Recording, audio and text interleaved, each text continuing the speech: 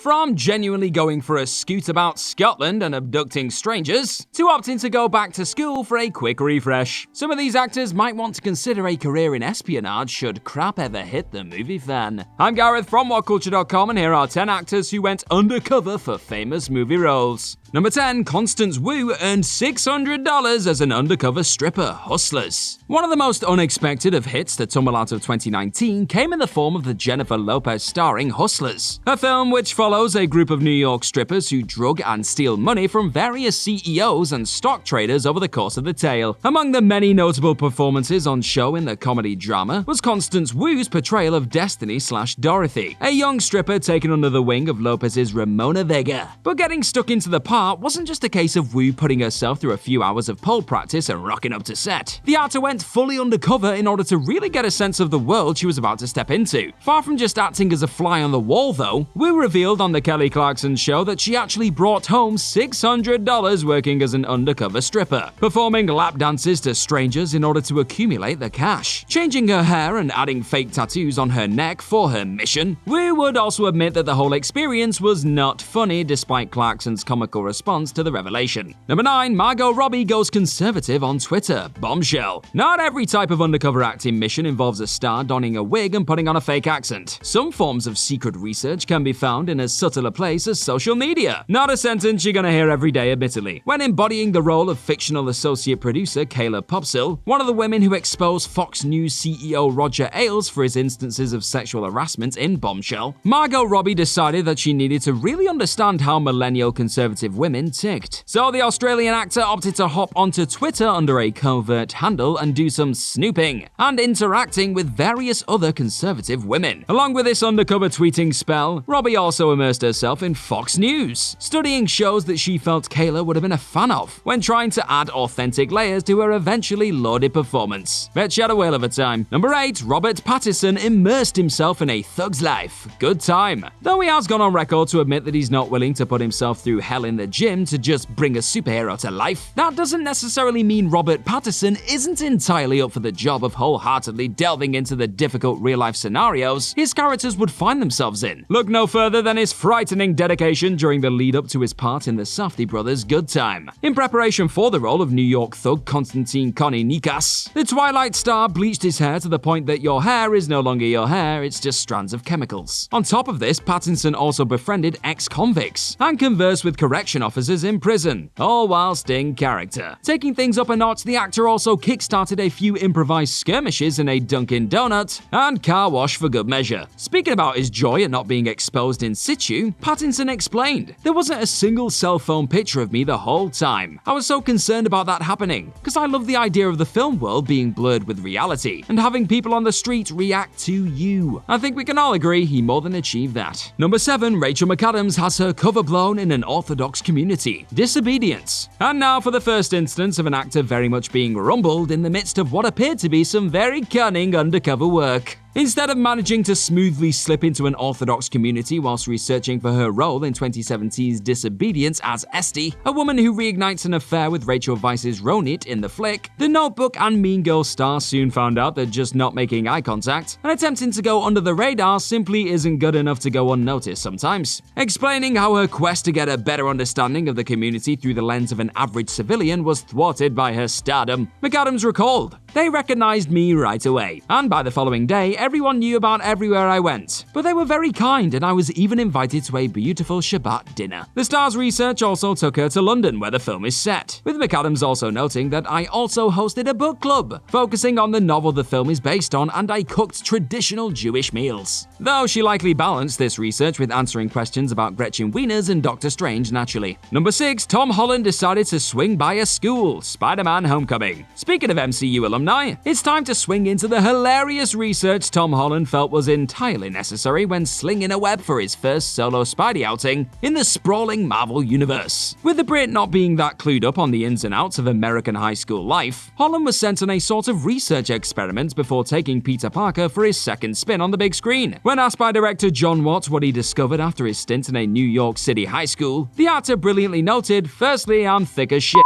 and I had no idea what they were talking about. Before adding, secondly, it is so unbelievably diverse, especially in Queens and Brooklyn and the Bronx. Perhaps the funniest part of this whole Bronx School of Science experiment is the fact that Holland would later reveal himself to be the cinematic Spider-Man, only for the students in said school to laugh off his claims, due to it not being public knowledge at the time, and carry on as usual. Charming. Number 5. Scarlett Johansson picked up Strangers in Scotland, Under the Skin. In what many would class as the actor's most adventurous and downright chilling work to date, Under the Skin saw Scarlett Johansson bring to life an alien under the disguise of an attractive woman who enjoyed nothing more than preying on Scottish blokes. Committing to the part in a rather unsettling way over the course of the shoot, director Jonathan Glazer had the Avenger legitimately go undercover for large portions of filming, with Johansson driving around Scotland in a van, all while sporting a brown wig and British accent, as she picked up strangers and lured them into her company. Thankfully, said dudes weren't then genuinely submerged in ominous liquid like in the flick. Instead, they were soon informed as to what was actually going on by the creative team, and some of the no doubt embarrassed lads even stuck around for the rest of the ride, shooting further scenes for the film whilst clued up on the fact that they were actually a part of a sinister sci-fi movie. Number 4. Tom Cruise decided to be a mailman, Collateral. From one undercover Tom to another. But the chances of this T of the Cruise variety tearing away his disguise at the end of the mission? Impossible!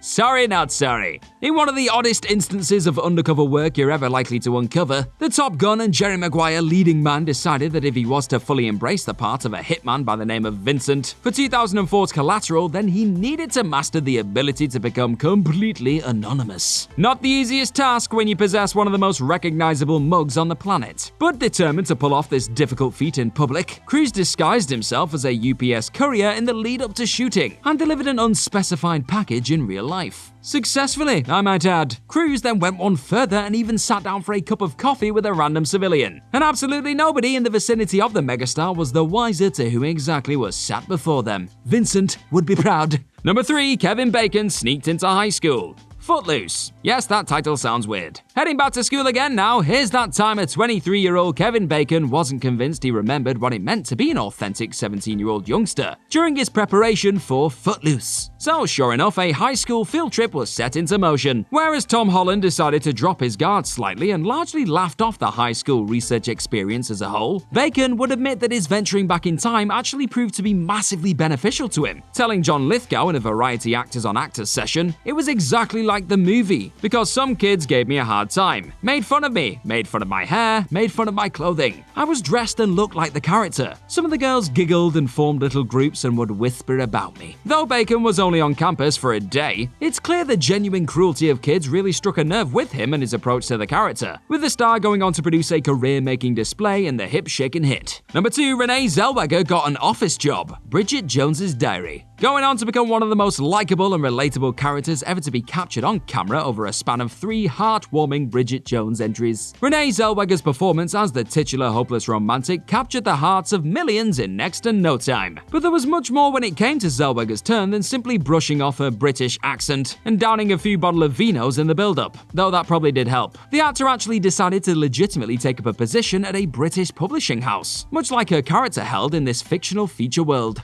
Going all in on the deception, Zellweger would work under the name of Bridget Cavendish, whilst plying her trade in the publishers, with the rest of her colleagues informed that she was merely fulfilling her work experience with the team. In the 3 weeks under the company banner, the eventual Oscar winner would send out many a book to reviewers, file newspaper reviews, and master the office coffee order, something I myself have never been able to do. The best part, Zellweger once had to file a particular news story that saw a reporter complaining about the Americans casting as Jones. She swiftly responded by scribbling rubbish next to the filing. What a legend! Number 1. Ralph Fiennes pretended to be a lost driver, quiz show. Sometimes an actor is required to think outside the box should an obstacle prevent them from conducting the sort of research they feel is intrinsic to understanding the character they are playing in a feature. With Ralph Fiennes set to play none other than real-life American writer and editor Charles Van Doren, who was involved in a quiz show scandal in the 50s in 1994's Quiz Show, the actor understandably wanted to sit down with the figure to really digest the way he spoke and conducted himself as a person. Those involved with the feature, however, simply felt that Van Doren wouldn't want no part of the project that would be documenting his rise and fall as a contestant on 21. So a plan was hatched involving Fiennes and a member of film staff driving out to his Connecticut hometown. When there, the two just so happened to stumble upon Von Doren sat on a chair outside his house, with Fiennes then thinking on his feet and pretending to be a lost driver as a way to get Charles to converse with him. Directions were soon delivered, and Fiennes was given the precious first-hand research he so desired, albeit via some cheeky deception.